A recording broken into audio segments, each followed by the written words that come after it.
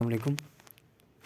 मैं हूं हमज़ा मुनीर और आप देख रहे हैं यूट्यूब चैनल सीरीज़ नोट्स। आज हम अपना मुस्लिम पर्सनल लॉ एलएलबी पार्ट 4 का एक सब्जेक्ट है, उसका हम एक टॉपिक है डिसोल्यूशन ऑफ मैरिज। इसमें से एक पेपर में क्वेश्चन आ जाता है कि कौन कौन से वो ग्राउंड्स हैं जो एक वाइफ को मिलते हैं जब अगर उसने मैरिज को डिज़ोल्व करना है, तो कौन कौन से किन किन ग्राउंड से वो मैरिज को डिज़ोल्व कर सकती है। और ये डिसोल्यूशन ऑफ मैरिज एक्ट का क्वेश्चन है, ये वहाँ से आता है। ये पेपर में अक्सर क्वेश्चन आता है और मतलब इनमें से लाजमी ये क्वेश्चन आता है।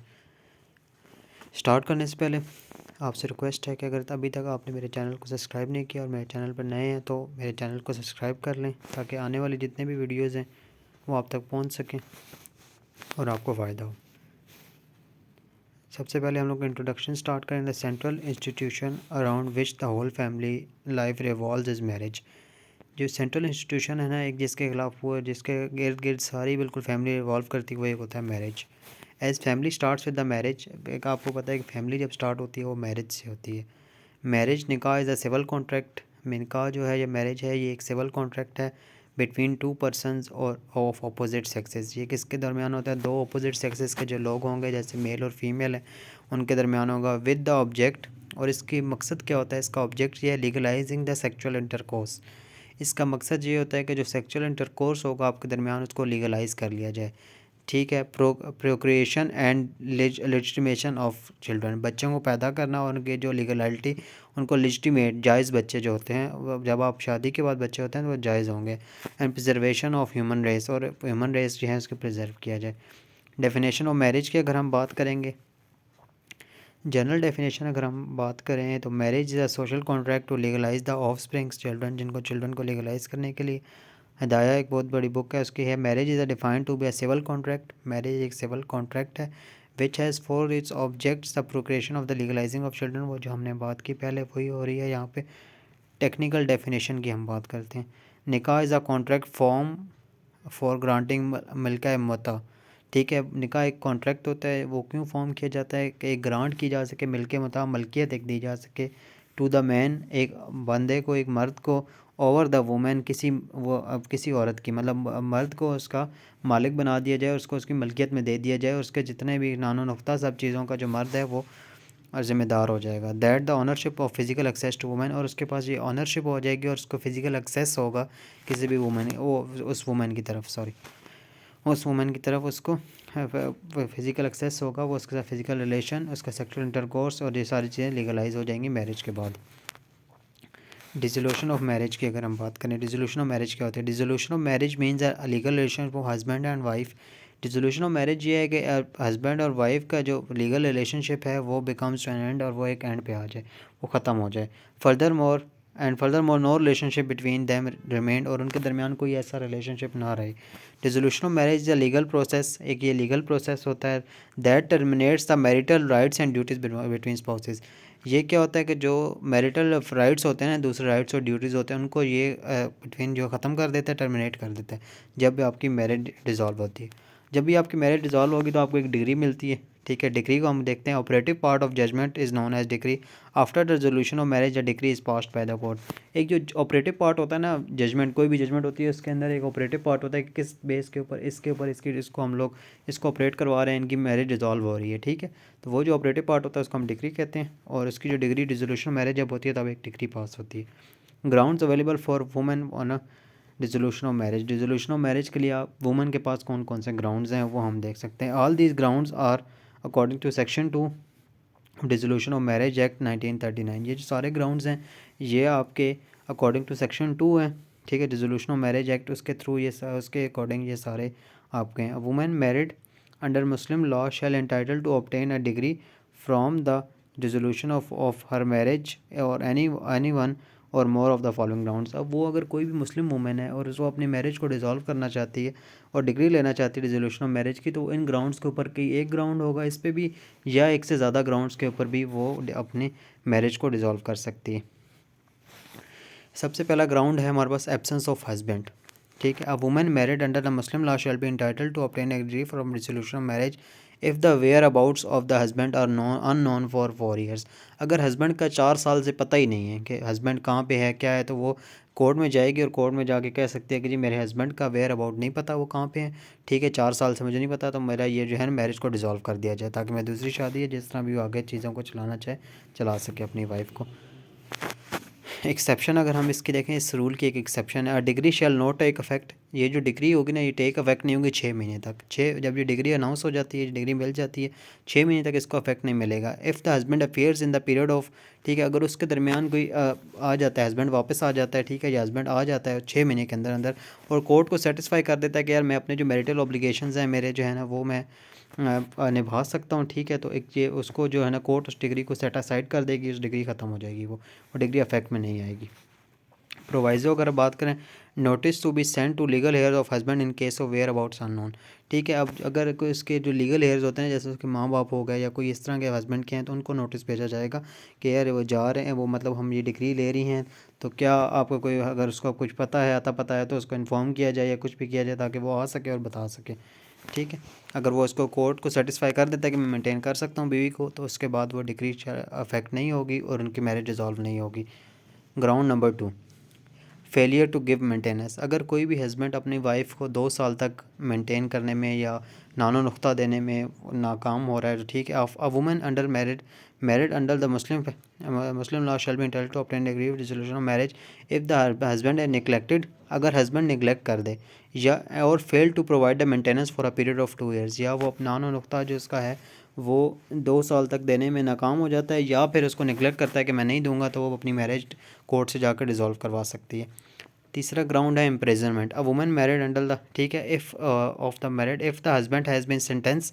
अगर हस्बैंड को सज़ा हो गई है for a term of 7 years or upward, ठीक है, 7 साल या उससे ऊपर की अगर उसको सज़ा हो गई है, तो वो भी जाके कोर्ट में अपनी डिग्री ले सकती है कि यार मेरी हस्बैंड को इतनी सज़ा हो गई है 7 साल की, इस वजह से मुझे डिग्री दें। Degree shall not be affected until the sentence become final. जब तक सेंटेंस फाइनल नहीं होगी तब तक डिग्री नहीं होगी, क्योंकि जब तक सेंटेंस चलती रहेगी, मतलब सेशन से हुई है, हाई कोर्ट में चल रही है, तो इसका मतलब ये नहीं होगा कि वहाँ पे वहीं पे जब तक उसकी जो फैसला अपील जब तक चलती रहेगी तब तक डिग्री अफेक्ट नहीं होगी। जैसी अपील फ़ाइनल हो जाएगी, सेंटेंस फाइनल हो जाएगी, उसके बाद वो डिग्री अफेक्ट में होगी। Failure to perform marital obligations. अगर कोई बंदा अपने मैरिटल जो ऑब्लिगेशंस के अज़वाजी ताल्लुकात हैं उनको परफॉर्म करने में a woman married under the Muslim law dissolve marriage if the husband has failed to perform marital obligation without any reasonable cause for 3 years. 3 साल तक अगर कोई भी मर्द अपने मैरिटल ऑब्लिगेशंस को पूरा नहीं कर पा रहा, ठीक है, तो तब भी वो मैरिज को डिसॉल्व करवा सकती है। इम्पोटेंसी, ना मर्द देखें जो ये a woman married under the Muslim law entitled to resolve a marriage if the husband was important, ठीक है, हस्बैंड वाज इम्पोर्टेंट, अगर वो इम्पोर्टेंट था शादी के टाइम पे, ठीक है, at the time of marriage, जब उससे मैरिज हुई और वो कंटिन्यू हो रहा है इसी टू डू सो, ठीक है, इसी वक्त इसी तरह ही वो कंटिन्यू हो रहा है, तो वो भी अपनी जाके मैरिज डिसॉल्व करवा सकती है। उसे पता चला कि यार शादी के बाद वो इम्पोर्टेंट है, इम्पोर्टेंट इम्पोर्टेंट सॉरी इम्पोर्टेंट है वो, और बाद में उसे क्या हुआ, जब उसने पता चल गया उसे, तो उसके बाद उसने मतलब जो अभी तक शादी के टाइम पे भी यही था, शादी के बाद भी ये अभी तक इसी तरह चल रहा है, तो अपनी डिग्री जाके वो करवा सकती है। इफ़ ही सेटिस्फाई, एक्सेप्शन इसकी है, if the husband satisfy the court, अगर वो कोर्ट को सेटिस्फाई कर दे कि मेरा यार इलाज चल रहा है और मैं 1 साल के अंदर अंदर ना, मतलब ये जो मेरी डिज़ीज़ है इससे मैं ख़त्म हो जाऊँगा, या ये मेरी डिज़ीज़ ख़त्म हो जाएगी, या जो मेरी बीमारी ये ठीक हो सकती है, मेरा इलाज चल रहा है, 1 साल का मुझे डॉक्टर ने टाइम दिया, तो उसमें ये हो सकता है, तो फिर वो कोर्ट को अगर फिर तो डिग्री जो है ना उस पीरियड में फिर तब तक नहीं होगी, उसको सब नहीं पास किया जाएगा जब तक वो 1 साल नहीं गुजरेगा, ठीक है। इंसैनिटी और वेरेनियल डिजीज़, अगर कोई उसको ऐसे कोई डिजीज़ हो गया। Women married under the Muslim law entitled to resolve marriage if the husband is insane, अगर हस्बैंड इनसेन हो गया 2 साल के लिए, मतलब 2 साल गुजर गए और हस्बैंड इनसेन है, और सफरिंग फ्रॉम लेप्रोसी, ये जो मिर्गी की बीमारी होती है इससे कोई है, ठीक है, और वेलेंट डिजीज़ और वायरल डिजीज़, ठीक है, वेरेंट को जो वायरल सेक्सुअली ट्रांसमिटेड जैसे HIV एड्स वगैरह होते हैं, या ऐसी कोई भी बीमारी है, ठीक है, या छूत की बीमारी होगी, ऐसी कोई भी बीमारी अगर उसको लग चुकी है हस्बैंड को, तब भी वो जाके अपनी मैरिज को डिसॉल्व करवा से। Puberty, a woman married under the Muslim law shall entitled to obtain a decree of dissolution of marriage if she has been given in marriage, ठीक है, अगर उसको मैरिज में दिया गया हो, ठीक है, बाय हर हस्बैंड, उनके उसके हस्बैंड वो बाय हर फादर, ठीक है, फादर ने उसको दिया गया हो, एंड गार्डियन बिफोर, अगर या उसके किसी गार्डियन ने उसको दिया हो before she attend the age of 16, ठीक है, वो एज ऑफ 16 से पहले पहले अगर उसको दे दिया गया हो, ठीक है, मैरिज में किसी के दे दिया गया हो, and she can repudiate the marriage after turning the 18 years age. 16 साल की उम्र में या 16 साल की उम्र से पहले उसको किसी की मैरिज में दे दिया गया हो, किसी के साथ उसकी शादी करवा दी, उसके फादर ने, उसके गार्डियन ने करवा दी हो, तो जब वो 18 साल की होगी तो वो तब भी कोर्ट जाके अपनी मैरिज को रिपुडिएट करवा सकती है। Marriage has not bin consume, इसकी प्रोवाइज़ो एक है, इसकी वो एक्सेप्शन है, एक मतलब है कि marriage not has not been consummated consummated. Consummated का मतलब होता है कि no cohabitation between husband wife, जो उनके आपको पता है कि हस्बैंड वाइफ के जो फिजिकल रिलेशनशिप होता है, अगर उसके दरमियान फिजिकल रिलेशनशिप नहीं होना चाहिए, ठीक है, तब ये जाके करवा सकती है। अगर उनके दरमियान कोई फिजिकल रिलेशनशिप हो गया तो फिर कोई और ग्राउंड पे जाएगी, इस ग्राउंड पे जाके नहीं करवा सकती। मतलब बेसिकली इस तरह हो सकता है कि आपका निकाह हो गया और अभी तक रुखसती नहीं हुई। क्रुएल्टी, और जैसे 8th ग्राउंड इसका cruelty, a women married under Muslim law shall be entitled to create a decree from resolution of marriage if the husband treats her with cruelty. Cruelty के साथ अगर उसका हस्बैंड उसको ट्रीट करता है, इसकी क्रुएल्टी है क्या होती क्या, ये अभी डिफाइन किया गया। हैबिचुअल अजॉल्ट और बैटरी हर, ठीक है, उनको उसको अजॉल्ट करता है या बैटरी करता है, ठीक है, उसको मारता पीटता है, ठीक है। मेक हर मिजरेबल लाइफ, उसकी लाइफ को उसने मिजरेबल बना दिया है। फिजिकल इल ट्रीटमेंट, उसके साथ इल ट्रीटमेंट करता है, ठीक है। Associate with women evil repute, जो जिनका करेक्टरलेस जो औरतें होती हैं उनके साथ उसको मिलाता है, ठीक है। Attempt to force her to lead immoral life, उसको मजबूर करता है कि वो इमोरल लाइफ जिए, ठीक है, मतलब कोई गलत काम करे।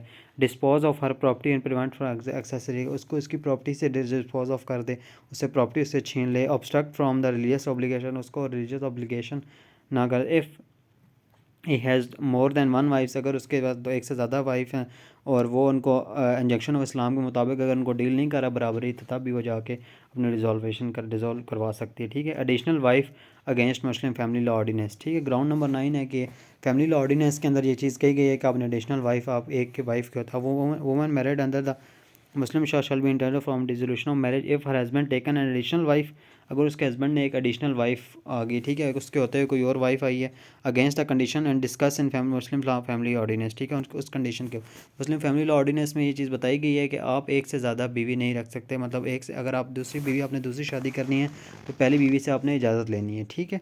Husband is bound to take permission from first wife before second marriage according to this ordinance, इस ऑर्डिनेंस के मुताबिक आपने लेनी है। अगर उसने इजाज़त नहीं ली तो क्या होगा कि आप दोबारा वो उस ग्राउंड पे भी आप जाके कोर्ट से आप ले सकते हैं, आप अपनी मैरिज को डिसॉल्व कर। Other grounds, women married under the, ठीक है, डिग्री, कोई भी अगर इसके अलावा भी कोई अफोर साइड, इसके अलावा कोई और ग्राउंड है जो वो समझती है कि इस्लामिक लॉ के अंदर वो हो सकता है या इस तरह का ग्राउंड है, तो उस पर भी वो जाके लियान, एक लियान का एक कॉन्सेप्ट होता है, ठीक है, ये पार्ट 3 में भी आपने थोड़ा सा इसका।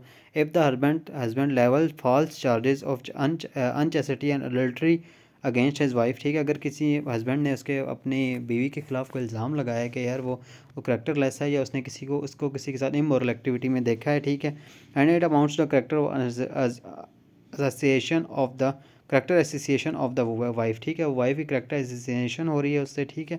तो wife does not accept the acquisition, अगर वाइफ उसको एक्विजिशन को एक्सेप्ट नहीं करी कि वो ट्रू है, ठीक है।